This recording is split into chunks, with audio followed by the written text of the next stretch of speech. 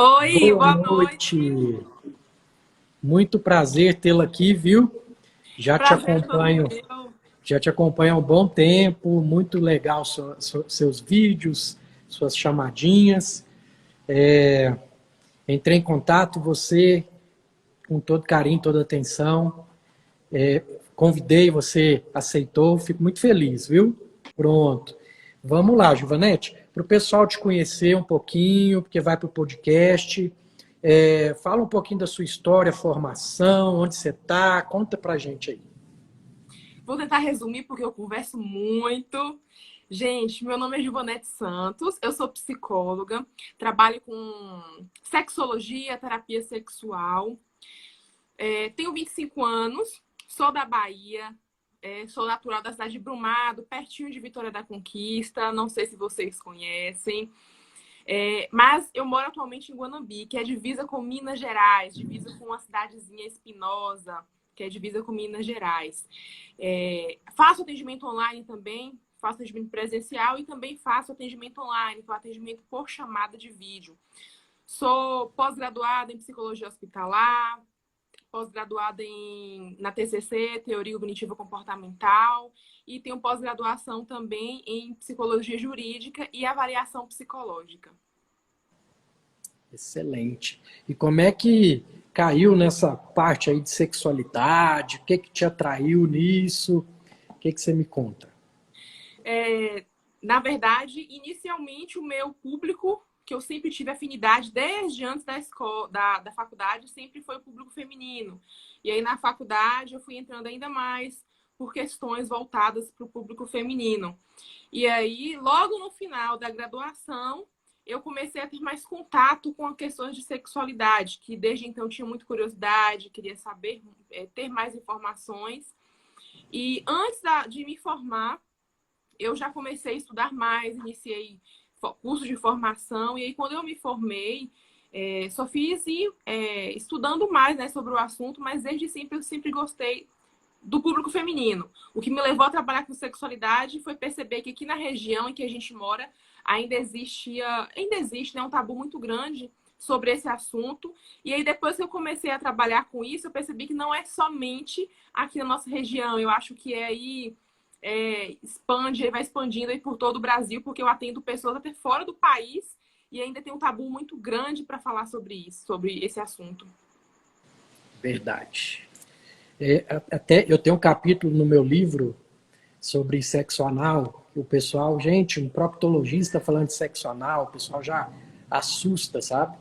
E já veio uma psiquiatra, sexóloga também conversar aqui com a gente, e agora uma psicóloga, que vamos conversar sobre esse assunto também. Inclusive, ainda E quero ler seu livro, que eu tô com muita curiosidade.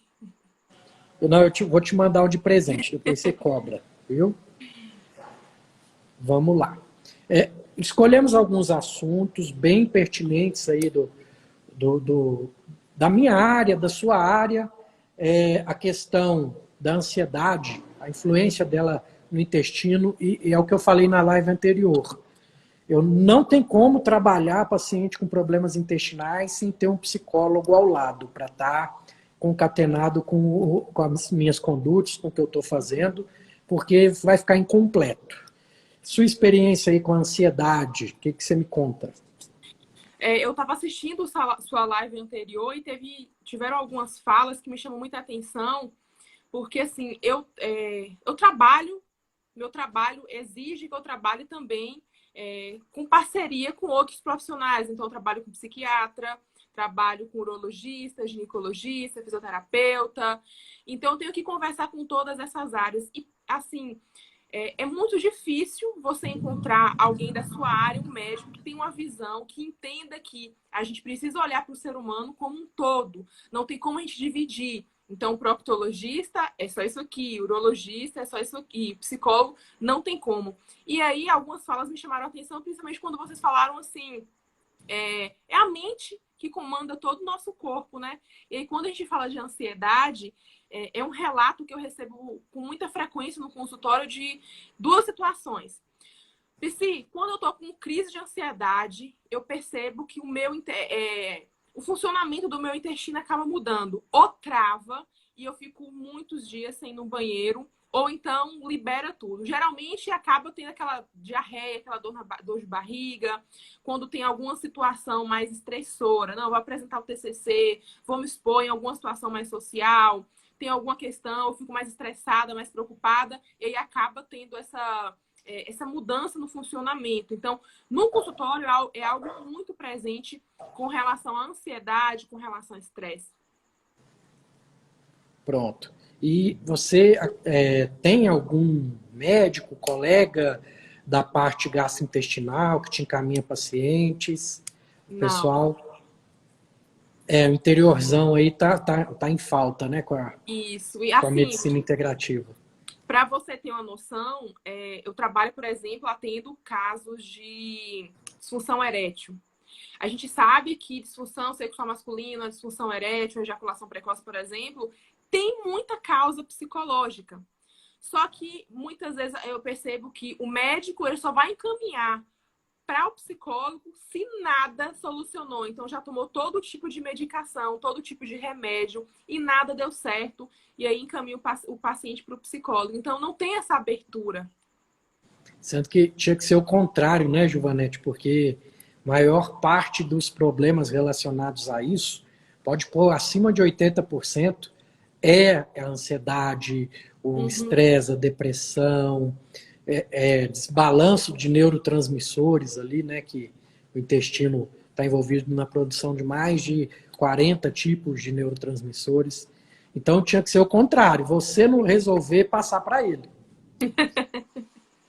E aí quando tem muitos desses relatos, né, a gente percebe que quando o paciente ele tem uma crise de ansiedade e aí acaba liberando ali, desregulando todo o funcionamento intestinal e aí causa diarreia, é algo muito constrangedor e que traz consequências para a vida dessa pessoa. Imagine você saber que toda situação que para você vai ser uma situação, um gatilho para ansiedade, você vai reagir dessa forma. E aí tem pacientes que não conseguem, por exemplo, realizar prova do Enem, não conseguem fazer um concurso, porque é uma situação que é gatilho para ansiedade, e aí ele sabe que durante a situação o intestino não funciona bem, pode soltar ali no momento errado, e aí a pessoa fica travada, fica bloqueada por causa desse tipo de situação, sendo que a gente pode trabalhar juntamente com outros profissionais.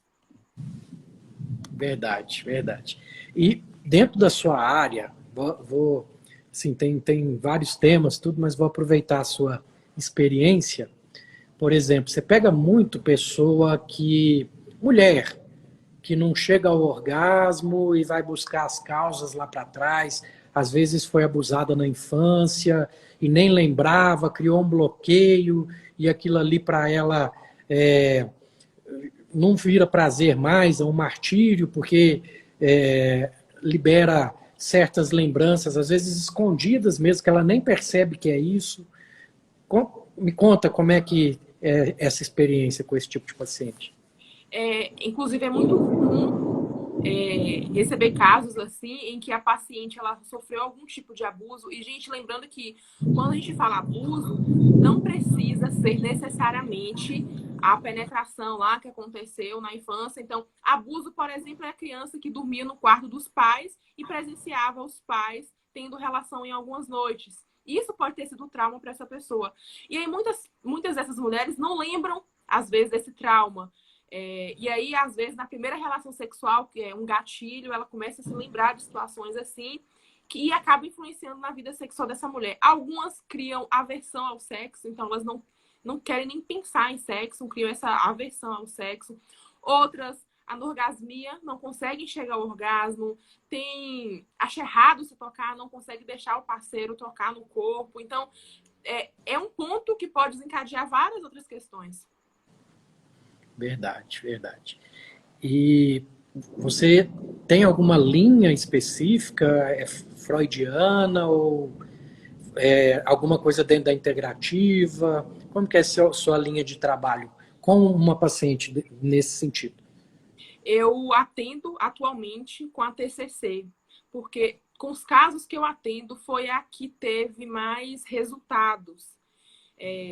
Principalmente porque eu atendo casais, atendo disfunções sexuais e também atendo ansiedade, então eu preciso que o paciente ele realize algumas mudanças durante o seu dia a dia, para que tenha também essa mudança com relação à ansiedade, com relação ao estresse.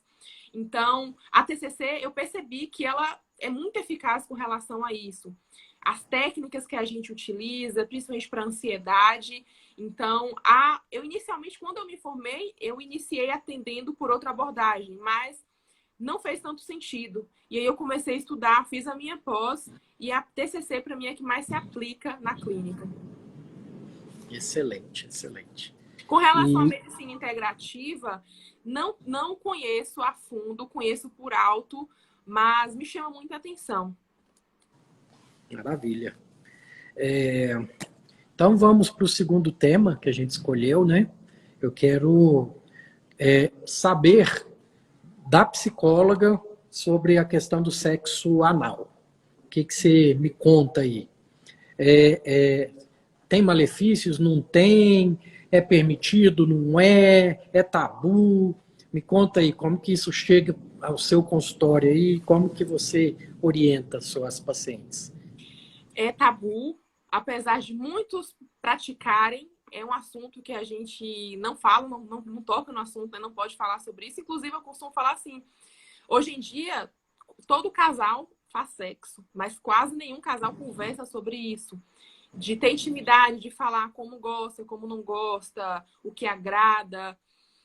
E com relação ao sexo anal, vixe, pior ainda, aqui na nossa região ainda é um tabu muito grande. E quando a gente fala tabu, o tabu ele pode influenciar, sim, diretamente a saúde dessa pessoa. Por quê? Não é porque você não sabe sobre o assunto que você não vai praticar. E aí, quando você não sabe sobre o assunto, você faz da forma errada. E vamos ter, por exemplo, pacientes pessoas que fazem da forma errada e vão ter fissura anal, vários problemas que pode levar para o resto da vida por causa de falta de informação. Porque o errado não é você fazer o sexo anal, o errado é como você faz, porque tem a maneira correta para fazer. É bom você falar isso, que no meu livro eu dou uma receitinha de bolo.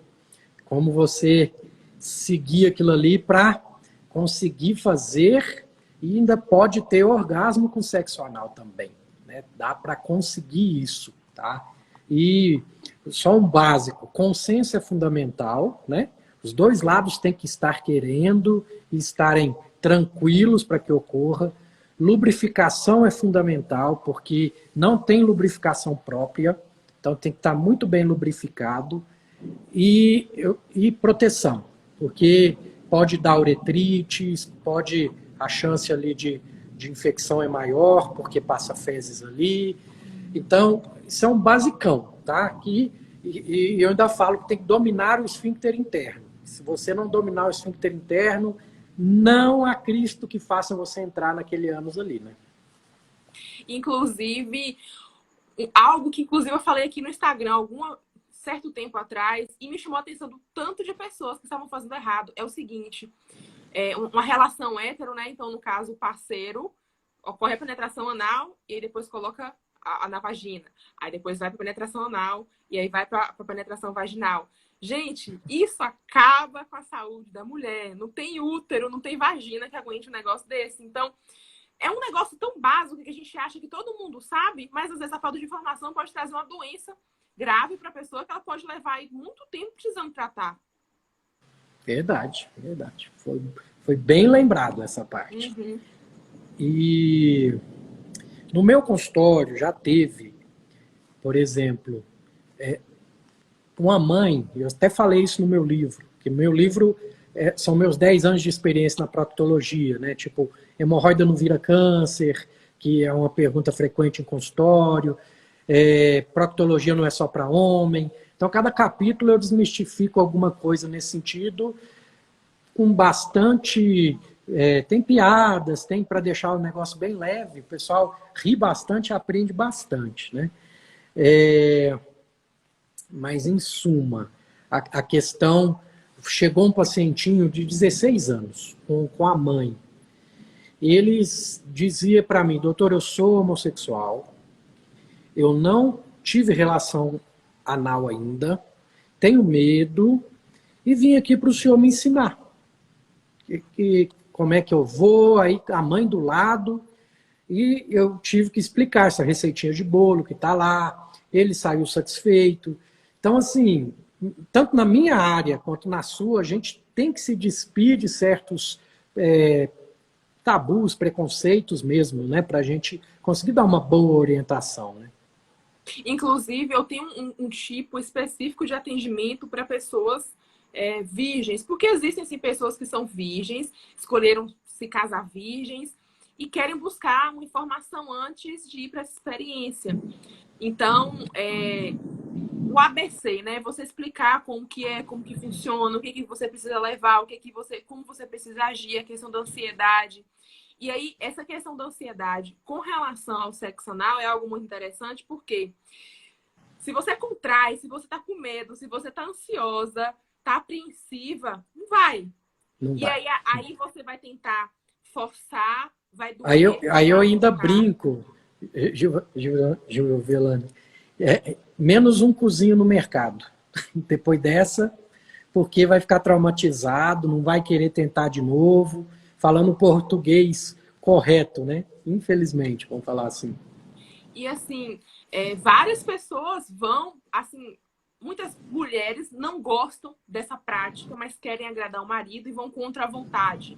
E aí que gera o trauma, porque ela não vai se soltar, porque ela não gosta, não vai se sentir à vontade, não vai relaxar toda a musculatura, e aí vai ser a força. O que gera... Tem gente que fala assim, mas sexo anal vai relaxar e tudo. A questão não é o sexo anal, é a forma que você faz. Se aquela região, se você não prepara, se você não está se sentindo à vontade para fazer, gera um trauma naquela região que pode levar a outras doenças, alguma lesão. Então, você precisa estar preparado, o corpo e a mente também para aquela situação. Pronto. Bom que a gente vai conversando, um assunto puxa outro. Uhum. Giovanete, você viu aquela época lá que aquela moça foi coagida pelo autor do possível estupro, pelo advogado de defesa do cara, pelo juiz? Aquilo lá ficou feio demais, né? Estupro culposo. Naquela época, você deve ter repercutido isso no seu Instagram, com certeza. O tal do consenso. E eu vi você falando também, se está dormindo, é sua esposa, é estupro. Uhum. Ela não consentiu. O que você me conta disso? Que eu achei muito interessante na sua página, você falando disso. Inclusive, tem nome para isso, né? Você querer manter relação sexual com sua esposa. Então, você é casado, você quer manter relação sexual com sua esposa, mesmo quando ela não quer, é estupro marital. Então, existe sim. Inclusive, é um dos estupros mais comuns. É o estupro que acontece dentro do casamento, porque não, eu tenho uma obrigação de esposa, eu tenho um papel a cumprir. Se não achar em casa, vai procurar na rua. E aí, às vezes, esse parceiro obriga a mulher a manter a relação sexual, só que quando a gente fala obrigar, não é usar força física. Claro, em alguns casos, sim. Mas ele pode usar até de jogos psicológicos. Não, se você não fizer comigo, eu vou procurar outra na rua porque você não me dá assistência. Então, essa é uma forma também de coagir a pessoa. Nessa época que teve esse caso, eu lembro que eu dei uma palestra para uma turma de direito e a gente estava falando sobre isso e algumas pessoas falaram assim, que eles eram contra o que essa menina fez. Se não me engano, ela expôs na internet o que estava acontecendo. E eu falei assim, eu acho que no caso dela foi necessário, porque muitas vezes acontece esse tipo de coisa e quando você está sozinha é mais difícil você lutar por isso. E aí quando ganha mídia, são várias pessoas lutando pela sua causa. Verdade. Ficou feio mesmo ali pro direito brasileiro, né? Que ocorreu, mas pelo menos acordou algumas consciências, né, para esse tema aí tão importante, né? Não é porque a menina está numa festa com a sainha curta que ela quer que você passe a mão nela. Respeito, né, gente? É o mínimo que a gente espera, né? Uhum. Então, vamos lá. Tem um outro assunto, Giovanete, que enquanto você foi falando, eu pensei também, eu vou abusar, viu? Já que a gente tem tempo, vou abusar da sua experiência aí. com esse tanto de... Até com a pandemia, né? Todo mundo em casa, todo mundo acaba entrando na internet. Vamos supor, você faz sexo virtual, mas você é casado. E aí, isso é traição? Não é? Vamos fazer uma polêmicazinha aí. Quem está assistindo aí acha que é traição? O sexo virtual é traição ou não é? Eu costumo dizer, para responder essa pergunta, o seguinte: namoro, casamento é um contrato. É um contrato que você assina com a pessoa. E nesse contrato você tem que deixar claro as cláusulas, né? O que pode, o que é permitido, o que não é permitido. Então, vai ter relacionamento que eles vão considerar traição a curtida em uma foto. Então, você curtir a foto vai ser considerado traição. Outros relacionamentos não. Isso vai ser liberado. Então, se no relacionamento daquela pessoa ter esse tipo de situação nas redes sociais é considerado traição, então, naquele relacionamento, sim. Em outros relacionamentos, então, vai dizer assim, cada relacionamento tem o seu contrato. Então, o que é permitido no seu relacionamento? Combinado não sai caro, né? Então, a gente... Muitas vezes você se casa com a pessoa e você só vai conhecer a pessoa depois que você se casa. Então, eu já atendi, por exemplo, os pacientes que se casaram e depois de algum tempo, quando chegou na época de ter filhos, que o parceiro descobriu que a mulher não queria ter filhos.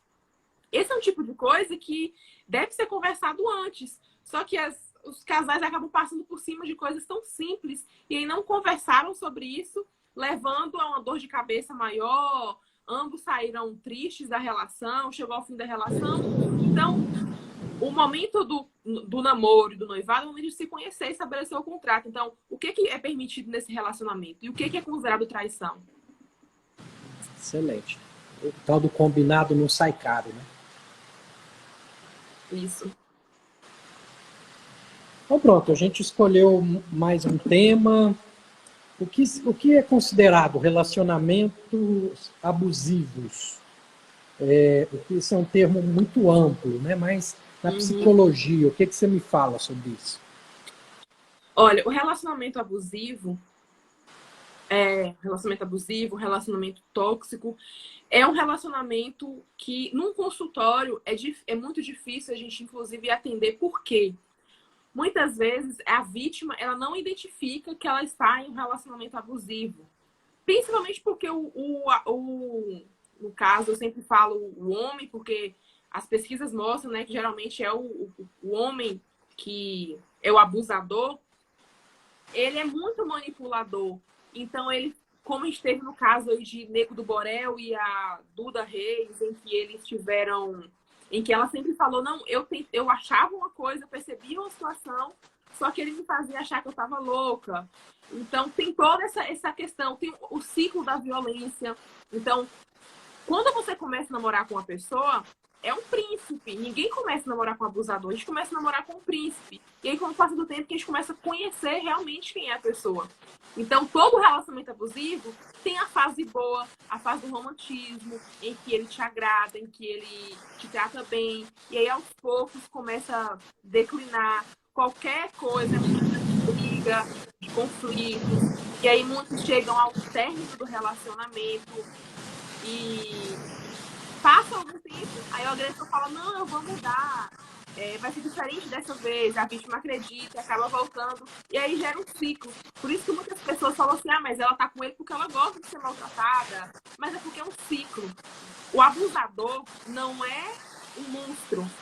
Geralmente o abusador é aquele cara super simpático, que conversa com todo mundo, que cumprimenta todo mundo na rua. Geralmente é aquele que tem um papel ativo na igreja. Então, para a sociedade, ele é a melhor pessoa do mundo. Só que dentro de quatro paredes, só a vítima sabe como que ele é. E por isso, muitas vezes, a própria família fica contra a vítima quando ela diz que vai se separar. Porque a família não conhece o agressor, o abusador. Ela conhece aquele cara legal, gentil, que é agradável com todo mundo, que é educado com todo mundo, e só a vítima conhece realmente quem é o abusador. E é um processo para que essa vítima identifique que ela está em um relacionamento abusivo. Muitas demoram muito tempo, muitos anos para conseguir, mesmo as amigas alertando. Por isso que aumenta cada dia mais a taxa de feminicídio, porque essas vítimas, elas ficam no relacionamento, mas falam, não, ele vai mudar. Ele vai mudar, e ele diz que vai mudar, e começa a mudar, e fica 15 dias, volta tudo de novo. Então, essa vítima, ela acredita realmente que ele é bom, que ele vai mudar, até que ele começa a mudar novamente a forma de se comportar, tratar mal, e aí começa um ciclo novamente. Inclusive, muitas mulheres só conseguem sair desse relacionamento quando elas vão para psicoterapia, porque muitas sozinhas não conseguem, principalmente quando não tem o apoio da família. Algumas até diz assim que até para a própria amiga, os próprios amigos perdeu a credibilidade, porque ela termina uma vez, aí fala para todo mundo, aí depois acaba voltando. Depois termina novamente, conta para todo mundo, depois acaba voltando. Então, é um ciclo muito complicado. Pronto. Eu tive que mudar de lugar aqui porque a chuva apertou. Eu estava na área externa. Pessoal, escutar melhor. Mas isso que você disse é bem complexo mesmo. E quando chega isso no seu consultório, já em termos éticos, termos legais, termos da profissão, vamos falar assim, porque o CFM é o que conduz as condutas éticas, né, da minha profissão. Você deve ter o conselho de psicologia também. Cabe a você alertar, você pode denunciar, você é obrigada a denunciar. Como que funciona isso? Nós temos o sigilo ético, então aquilo que é conversado com o paciente, né, durante a sessão, nós não podemos externalizar ali, sair do consultório, mas existem algumas situações em que a gente tem sim, inclusive, a obrigação de fazer uma denúncia, que são casos em que a pessoa oferece risco para ela ou está oferecendo risco para outra pessoa. Então, se o caso apresentar algo do tipo, a gente tem que realizar a denúncia sim. Mas algo interessante no consultório que eu percebi, de acordo com os meus atendimentos e experiência, é o seguinte. Uma mulher me procura porque está em um relacionamento abusivo e ela precisa sair, ela termina com o agressor, vem para psicoterapia para conseguir se fortalecer e não voltar com ele. E a gente começa um processo, né? Aí o agressor começa a vir atrás, manda mensagem, pedir para voltar e dizer que vai mudar. Aí a vítima fica balançada. Toda vez que eu atendo uma vítima de relacionamento abusivo e ela some do consultório, porque assim, algumas não marcam de novo, não voltam, é quase 100% de certeza que ela acabou voltando com o agressor. É como se elas percebessem que estão fazendo uma besteira na vida, ficam com vergonha e acabam não voltando mais. Algumas, com o passar do tempo, percebem que volta novamente o ciclo da violência e acaba voltando para o consultório, mas é um ciclo muito complicado porque é muito difícil uma mulher que vive um relacionamento abusivo terminar o relacionamento e não voltar. Geralmente ela faz isso 1, 2, 3 vezes, algumas fazem até mais vezes, passam anos nesse ciclo e até conseguir sair desse relacionamento. Pronto. Maravilhoso. Deixa eu ver se tem... Eu queria te fazer uma pergunta sobre Sim. a pessoa que estava conversando sobre ansiedade. Isso que eu falei das pessoas que têm transtorno de ansiedade, que ficam muito ansiosos em algumas situações e acabam desregulando o intestino. E eu queria saber, assim, na sua área, como que explica isso? Pronto, vamos lá. É tudo relacionado à conexão intestino-cérebro, através principalmente do nervo vago. É uma conexão direta que temos entre o intestino e o cérebro. E 80% das fibras sobem e só 20% desce. Costumo até brincar, quem será que manda em quem, no fim das contas, sabe? É o intestino que manda no cérebro, é o cérebro que manda no intestino. Então, é uma relação de neurotransmissores. Por exemplo, quando você está ansioso, isso eu vou te falar para o intestino irritável, tá? Você está liberando na corrente sanguínea uma quantidade maior de adrenalina, de noradrenalina, de acetilcolina, uma série de fatores ali que vai fazer com que o seu intestino ou aumente a motilidade, ou diminua a motilidade. Então, é um eixo neuroendócrino que está tudo interligado com o cérebro. Então, se eu não trato o cérebro desse paciente, ou seja, com um psicólogo, às vezes até um psiquiatra. Eu prefiro os que têm a linha, o psiquiatra que tem uma linha mais integrativa, que seja menos agressivo. Eu não tenho sucesso com esses pacientes. Quando eu era médico tradicional, que não, toma esse remedinho aqui, melhorava até um certo ponto, mas ficava faltando alguma coisa. Então agora, associando a alimentação com uma boa nutricionista, a parte psicológica com uma boa psicóloga e até osteopatia, que é o pessoal da fisioterapia. Tem uma série de, vamos dizer, a gente abre o nosso leque de armas de ferramentas, né? A caixa de ferramentas fica um pouco mais ampla para a gente trabalhar com esse tipo de paciente. E isso que é maravilhoso na medicina integrativa e na modulação intestinal que a gente fala. Entendi. Deixa eu ver aqui. Tenho retocolite, devo tomar ácido fólico? Não, o pessoal faz as perguntas que não tem muita relação com a temática, né, com o que a gente está conversando. A Zan está falando que ela se libertou depois de 8 anos, só que ela se libertou só depois que ele faleceu, né? Que ela teve que superar, além de tudo, a morte dele, que foi pesado demais. Quantas pessoas não devem estar vivendo o que a Zan está vivendo hoje em dia, né, Giovanete? E se no relacionamento abusivo, você acaba criando, né, uma dependência emocional daquela pessoa, mesmo ela sendo muito ruim para você. Então, você acaba se pegando em uma situação que você convive com a pessoa que te faz mal, mas ao mesmo tempo você não consegue se ver sem aquela pessoa. E existem alguns erros que as pessoas acabam cometendo quando entram em um relacionamento, que acaba piorando ainda mais a situação e fazendo com que essas pessoas se tornem mais propícias para desenvolver uma dependência emocional.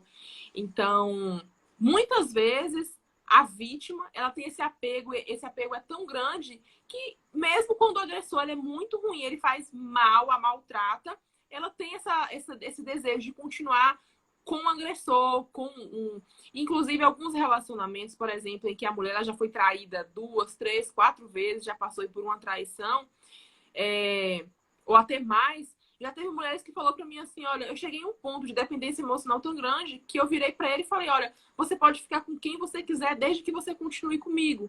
Então essa mulher ela precisa de ajuda. A gente percebe que sozinha talvez ela não iria conseguir. E o processo da psicoterapia não é algo que é um remédio que você vai tomar e ele vai ter uma reação imediata. Tem pessoas que passam meses, passam até anos na psicoterapia para conseguir ter um empoderamento, para conseguir sair da situação.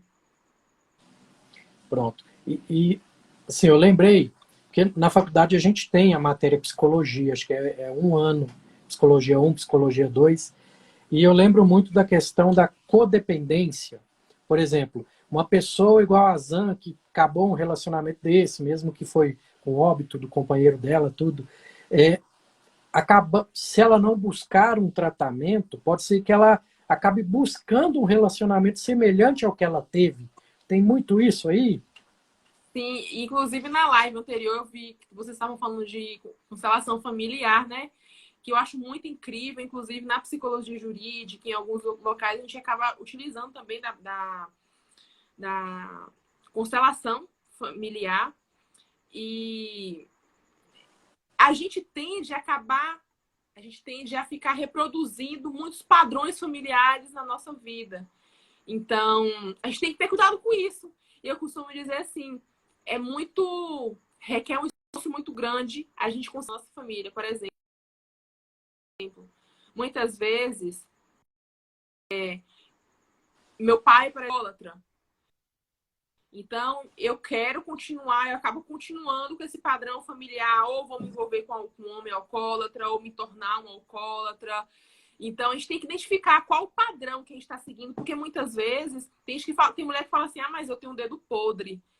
O meu problema é que eu tenho um dedo podre, eu só escolho pessoas ruins, mas tem que identificar quais são os critérios de escolha que está tendo, identificar o que está te levando a escolher essas pessoas para você estar sempre entrando no mesmo tipo de relacionamento, porque muitas vezes a gente acaba seguindo um padrão e a gente não consegue identificar que aquilo é um padrão. A gente acaba colocando a responsabilidade em outras pessoas. Não é porque os homens não prestam, mas muitas vezes é o padrão que está seguindo, a situação que está vivenciando naquele momento. Verdade. Então, vou aproveitar a psicóloga mais uma vez, já que temos tempo. Eu tenho na família caso de abuso de droga, cocaína, que foi internado várias vezes, ele melhorava enquanto estava internado, quando voltava para casa, recaía novamente, filho de mãe solteira, e ela com medo de perder o filho, respaldava e chegava a ter agressão dentro de casa. Aí a família se uniu, colocou novamente na clínica, todo mundo está pagando um pouquinho para que ele se cure e tudo. Se não tratar a mãe também, porque quando ele tiver alta, essa codependência dele, provavelmente o ciclo vai se repetir. O que você acha disso, Givanete? O ambiente, ele acaba influenciando muito também. Então, por exemplo, como quando eu atendia crianças, né? Eu atendia criança, o pai trazia com alguma demanda e a gente começava a trabalhar a questão com a criança e eu percebia que a questão não era a criança, mas assim o convívio familiar, o ambiente. Então, se essa pessoa ela passa por um processo por um tratamento, psicoterapia, mas volta para um ambiente tóxico ou para alguém que está influenciando também essa dependência, influenciando todas essas questões, então acaba atrapalhando muito. Seria a mesma coisa de eu dar um remédio e em casa darem um antídoto. Seria a mesma coisa de quando eu atendo pacientes, né, que eu explico para a criança a questão de trabalho durante a sessão sobre agressividade e tudo, e chega em casa e vê o pai e a mãe gritando e brigando. Então, o ambiente que a gente convive, as pessoas com quem a gente convive, acaba influenciando muito. Eu estava lendo, já tem alguns anos já, falando assim que nós somos a soma das 5 pessoas com quem a gente mais convive.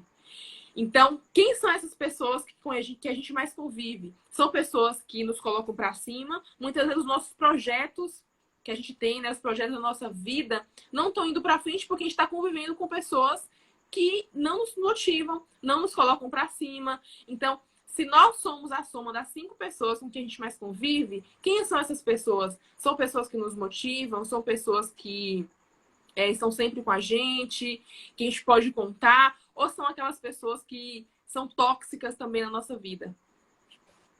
Perfeito, perfeito.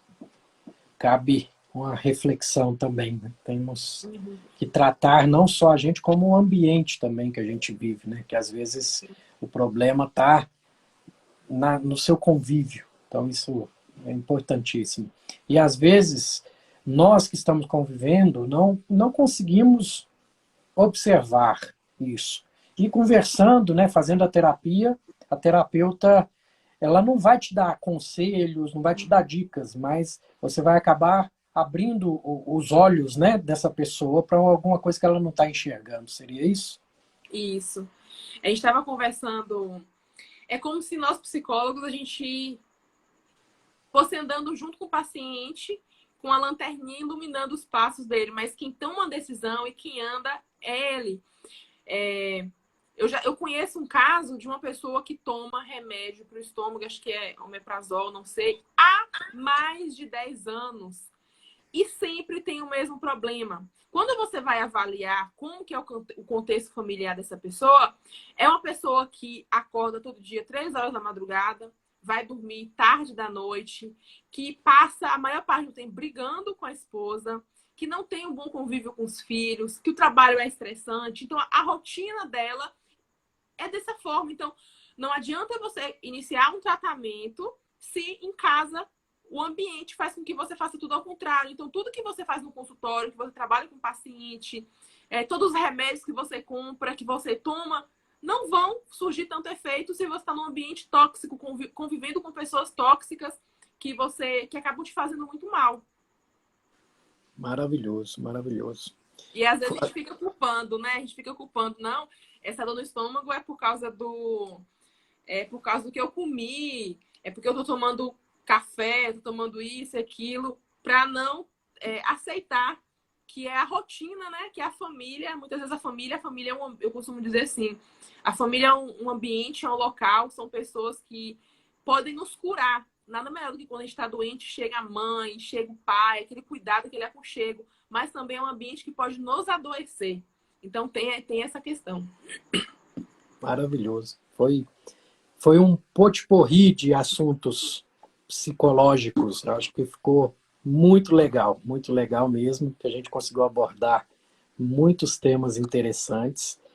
E eu sempre peço para os meus convidados para dar dicas de livros que mudaram sua vida. Pode ser da área, fora da área. Tem algum livro aí de cabeceira, do coração? O que você me conta, Giovanetti? Ah, tem um livro que eu carrego perfeito. É A Coragem de Ser Imperfeito.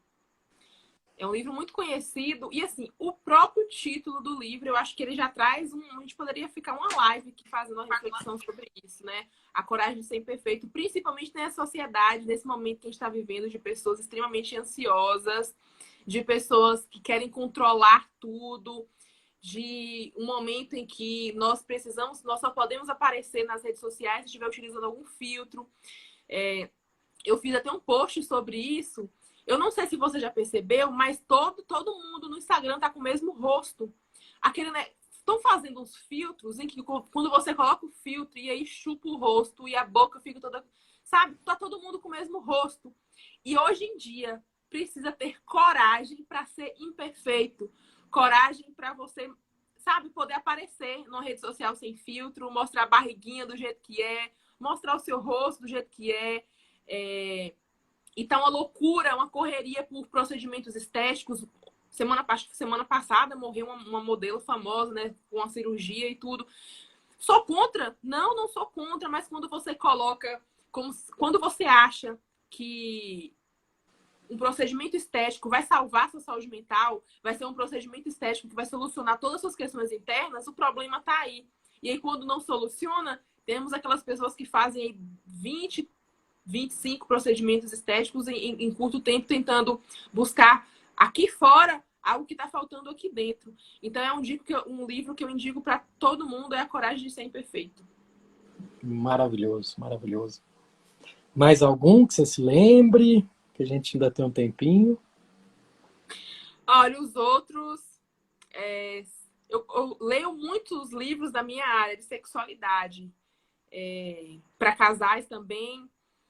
Só que, assim, agora eu não lembro de nenhum. Tem um livro, e depois quem quiser saber, eu posso ter colocar nos stories para quem tem alguma questão na sexualidade, no relacionamento, tem pouca libido e tudo. É um livro muito bom, inclusive. É um livro muito grosso. São várias páginas, que tem 1000 e poucas páginas. E aí, no início do livro, quando você começa a ler, ele fala assim, eu achei muito interessante. Ele fala assim, ó, cuidado. Quando você lê esse livro, além de trazer muitas informações, ele pode até causar orgasmos. Eu falei assim, como assim? Já gera uma curiosidade para você ler o livro, né? E é um livro muito, muito incrível. Se vocês quiserem, eu não tô lembrando o nome agora, mas se vocês quiserem, depois eu coloco a foto nos stories e vocês podem lá dar uma olhada. Maravilhoso, maravilhoso. Depois você me manda no WhatsApp, que eu também mostro para as pessoas que muito interessante mesmo.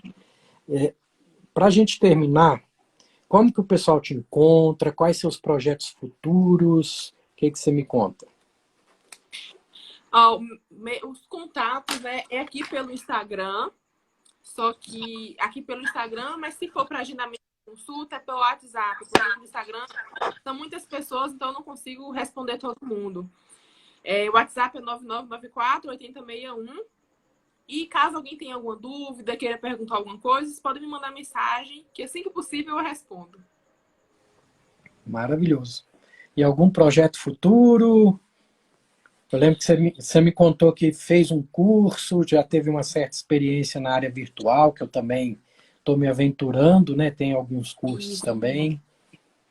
Eu tenho um curso voltado para o público feminino, para mulheres que têm alguma questão na vida sexual, ou dor durante a relação, ou falta de libido, problemas no relacionamento de cunho sexual. Então, eu tenho esse curso online, né, com 28 aulas. E eu sempre abro, agora mesmo as inscrições estão fechadas, mas eu sempre estou abrindo, estou lançando e abrindo novas vagas. Maravilhoso. Quer deixar algum recado final para os meus telespectadores? Bom, o que eu vou dizer é algo que eu sempre friso, e eu acho que se todo mundo tivesse isso na cabeça, a gente evitaria aí muitos casos, principalmente até de suicídio, que é o quê? Se você percebeu que está acontecendo alguma mudança, que tem alguma coisa diferente, que você está se sentindo diferente, ou está mais triste, algo está diferente, já busque ajuda, porque o erro que muitas pessoas cometem é ficar esperando, ou vai ler um livro de autoajuda, quando é o último caso, aí procura o psicólogo. Então, se vocês perceberem que tá diferente, estão se sentindo diferentes, tá mais ansiosa, mais depressiva, já procurem ajuda para não deixar a situação mais. Inclusive, a ansiedade e a depressão, elas são primas. Então, uma, quando aparece, se você não cuidar, é como se ela puxasse a outra, né? As comorbidades. Então, ou está me travou? Ou vocês me escutaram? Escutamos até o final, travou no final. Deu para ouvir tudo já. Estão perguntando o DDD é 77. É Bahia, Bahia, o pessoal fala. Bahia, terra da acarajé.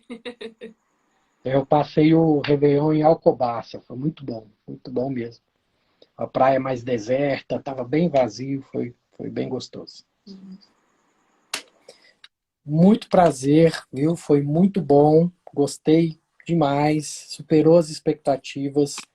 Então, gratidão, gratidão sempre e carpe diem.